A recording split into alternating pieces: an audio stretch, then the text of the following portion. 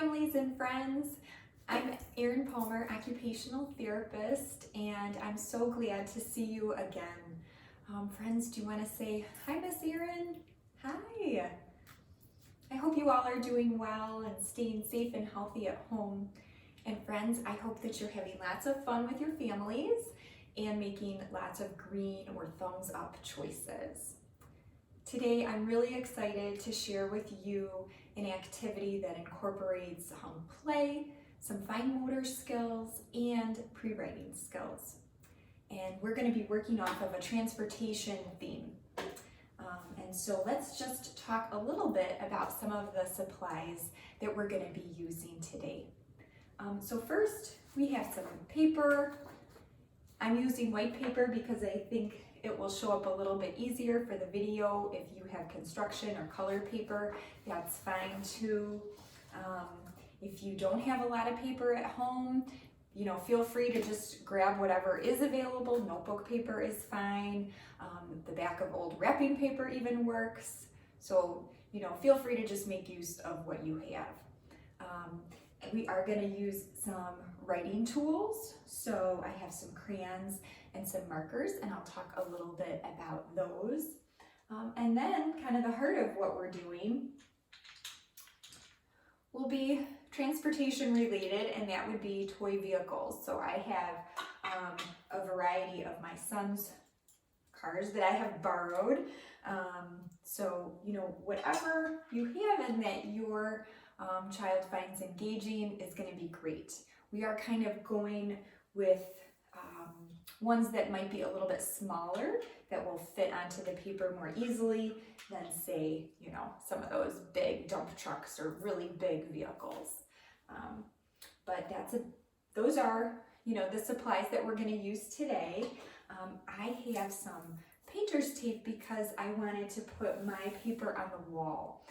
And that, of course, is to show you for the video, but also always feel free to put your paper on the wall when you're doing some coloring or pre-writing skills. It's actually a great way for your child to use more of their trunk, their shoulder, their upper arm with writing to help strengthen and kind of build some of the muscles that will help them with writing down here. Believe it or not, when you have strength up here, you tend to get a little bit more control down here. So that's something that you can feel free to incorporate. I like to use painter's tape.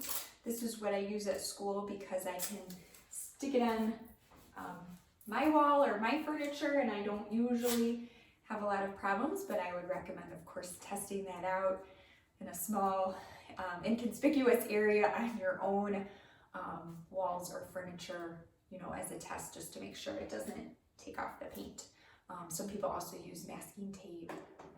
So now I just wanted to talk a little bit about the different types of writing tools that you might be using at home and what might work best for your child. And so today I have markers and crayons. As I go through the activity as the grown-up, I'm going to be using marker. I think it tends to stand out a little bit more, especially if I'm demonstrating first and then, showing a student what to do next. But you can use crayon as the grown-up. And then I'm actually going to be recommending that your child, if possible, use crayon for this activity because crayon gives a little bit more sensory feedback than a marker does. A marker is very smooth on your paper. So, it just kind of glides over the paper, right? Whereas with a crayon, you really have to push down more. You also tend to feel some of the vibration of the crayon making contact with the paper, and this gives important feedback to the body and the brain about where the crayon is, where your child's hand is, and it can be really just helpful for them as they're developing their pre-writing skills and coloring skills. So if you have crayons available to you and your child is willing to use them, I know sometimes they really prefer markers, then I would go with a crayon. And as far as what type of crayon, we tend to follow the idea that little hands need little crayons. So for some children, it's true that they do benefit from a thicker crayon, possibly a triangular crayon, but for most of our friends, we are trying to use a smaller crayon. So this one was made that way. It's called a flip crayon. It was intended to be small, but you can take a standard crayon and actually just break off the end, and there you go, you have a small crayon. The smaller size helps children kind of move away from this full palmar grasp, which is fine. It's just a little bit of an earlier grasp. We're trying to kind of work toward more mature types of grasp, and those would be using the fingers a little bit more. So this would be kind of the next grasp pattern we're going toward. This is the digital pronate, where fingers and thumb are all holding onto the crayon, and we do also see a lot of movement still from the arm, the wrist. And then as we progress from there, then we'll work toward the kind of the more traditional 3-fingered or even 4-fingered, those are tripod or called quadrupod grasps. You don't have to worry about all these details. You know, basically the idea is if you can use a smaller writing tool, your child is more likely to get their fingertips on the tool, and that's a good thing. I often cue my friends to use pinching fingers and then help support them in at least starting their crayon grasp that way. And then if they revert to something like this, that's okay. You know, when we're working together, I might provide that intermittent support to kind of go back to pinching fingers, but you know, you don't want to lose sort of what you're doing with the activity as a parent at home in order to keep, you know, pushing that point about crayon grasp. And then if markers are what you have at home, I did just want to show you, these are called Pipsqueak markers. I just started using these actually, and they're a smaller version of a standard marker, and they're great. So if your child does benefit from a smaller writing tool and you happen to have some Pipsqueaks at home, this would be a great option over kind of a bigger one. So, okay, all that to say, we're going to talk about one more thing as it relates to our activity today, and that's pre-writing strokes. So we are going to be incorporating 2 basic pre-writing strokes into today's activity. And what's a pre-writing stroke? Well, it's there are some very simple lines, forms, or shapes that we use to make letters. And typically, children learn to form these pre-writing strokes before they are making letters and numbers independently. And so we try to incorporate pre-writing strokes a lot in our activities, and that's what we'll be doing today. So I'm just going to show you these 2 strokes here on some paper real quick, just as some background information. Okay, so our first, and kind of the first pre-writing stroke that children typically are able to do would be a vertical line down. So big line down. That's it. Starting at the top, big line down. And the second is a line across. Big line across. So we have a vertical line and a horizontal line. And you'll note that the horizontal line typically goes from left to right. And this is good to note because with our letters, like when students are learning to trace or write their name, we always prompt them to start at the top, and we are always working left to right. So some of these strategies get carried over. Okay, I'm gonna remove this one. I like to reuse my tape because why not? So, all right, time to get to our activity.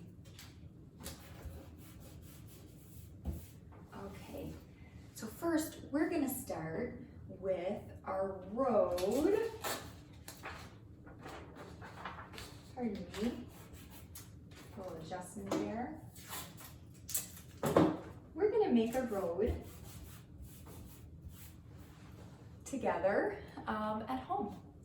So I'm gonna start as the family member or grown-up.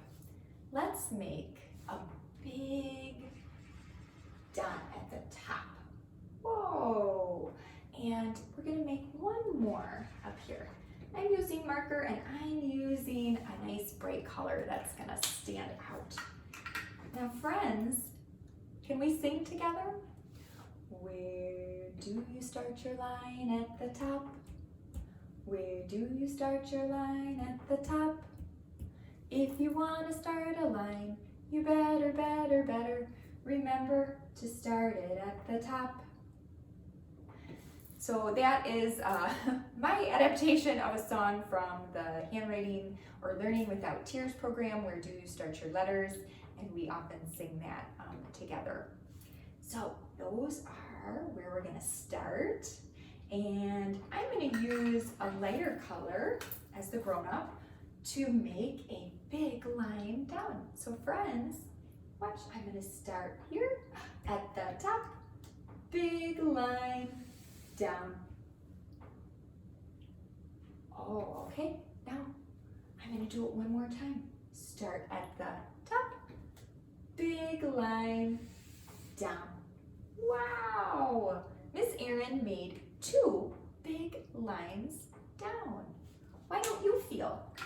So now I would give my child a chance to finger trace those lines. So helping them maybe isolate their finger, point their finger, start at the top, make a big line down. Good job. Let's do it again. Start at the top, big line down. Wow, okay. Now your child is ready to make those same lines themselves.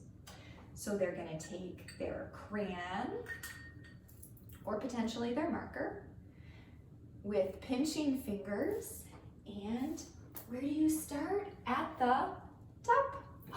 Good job. Boom. We do that a lot. That's a great cue for where we're going to start. We often will help our child make a little bit of firm contact between the crayon and the paper at our starting point. Boom. And then we say boom. Big line down. Good job. Sometimes we might even do it a couple times because it's great to sort of get the feel of it with some repetition. Let's do it again. Start at the top, big line down. Good job. Okay, so we did one line. Let's do 1, 2. Oh, we have to do the second one. All right, start at the top, big line down. Good job. One more. Start at the top, big line down. Great. So families, please excuse all of the repetition, but this is typically how we practice. Getting that repetition in can be really helpful for students to get the feel and the sight and even the sound of how we are helping them, you know, learn to do something. So we made an awesome road here. I think as the grown-up, I might even add some lines, divider lines, I guess, lane lines.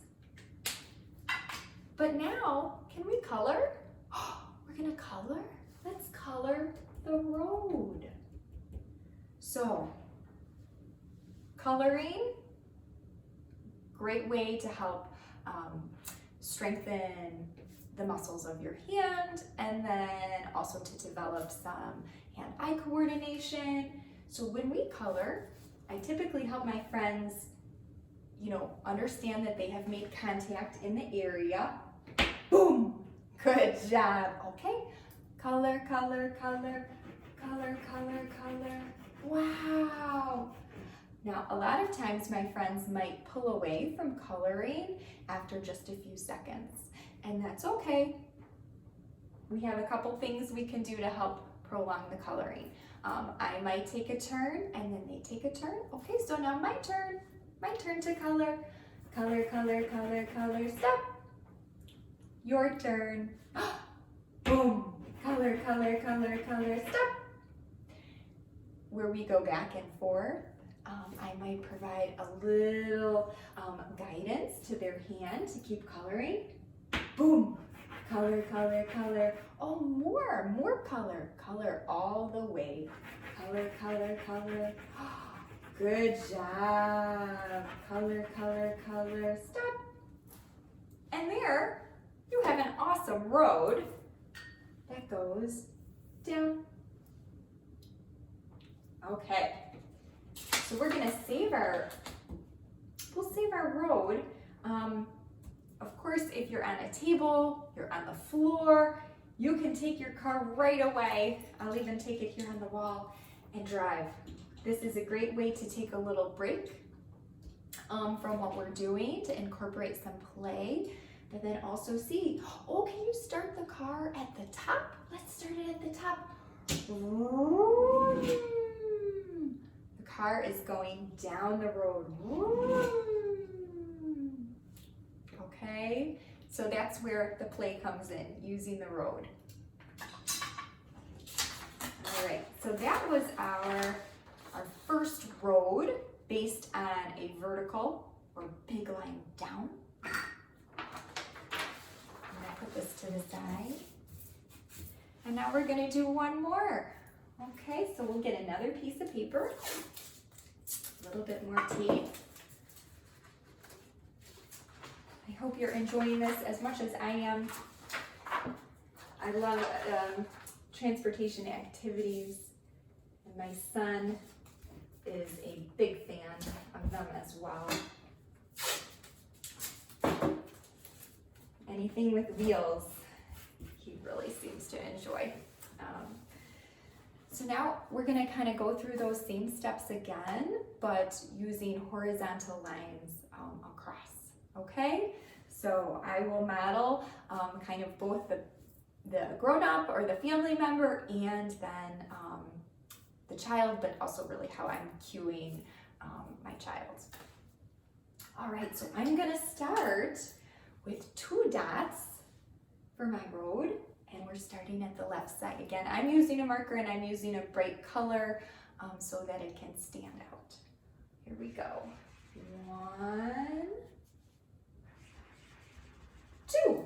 And even here you can incorporate a little bit of counting. How many dots did Miss Erin make? Let's find out. 1, 2. Oh, good job.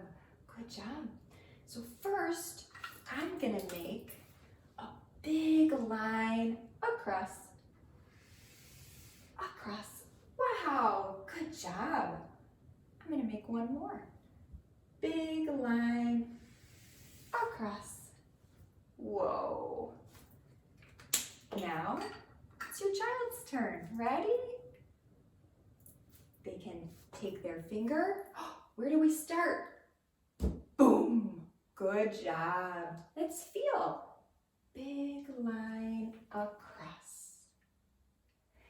sometimes, as the parent, if I'm using crayon, or I may even go over my line in crayon, because there is a tactile component to just feeling a crayon line. So let's see, boom, oh, feel that line. Feel that line across. Wow, good job. Now how about the bottom? Boom, big line across. Good job, friends.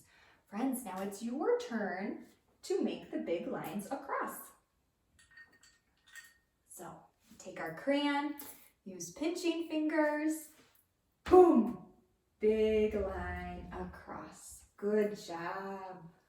Boom, big line across. And we can even do it a couple times. So, you know, that's again up to you and your family, what works for you. Now I'm gonna add some lane lines just for a little realism there. And now it's time, friends, to color. Oh, are we gonna color? Let's color our road. We'll take our crayon, pinching fingers. Where do we color, friends? Do we color up here?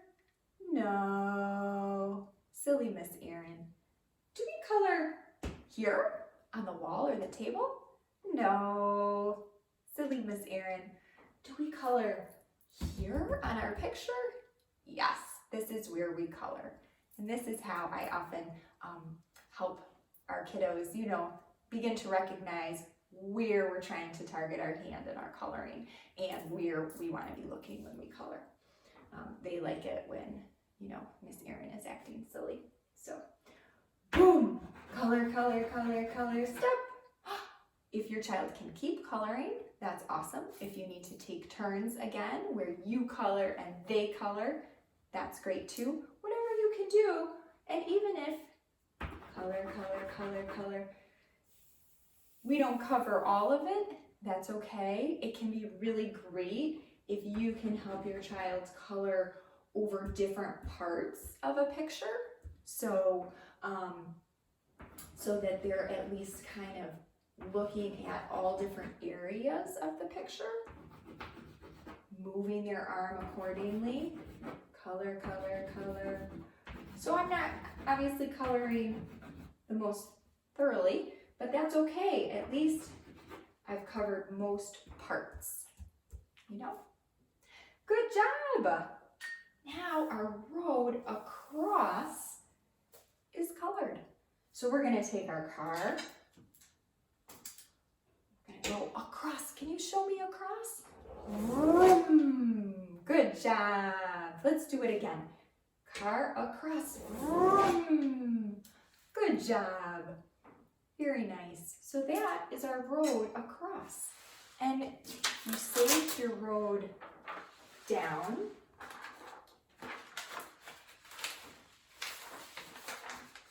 You know, you can get a little fancy if you like and make it a longer road where we go down, across.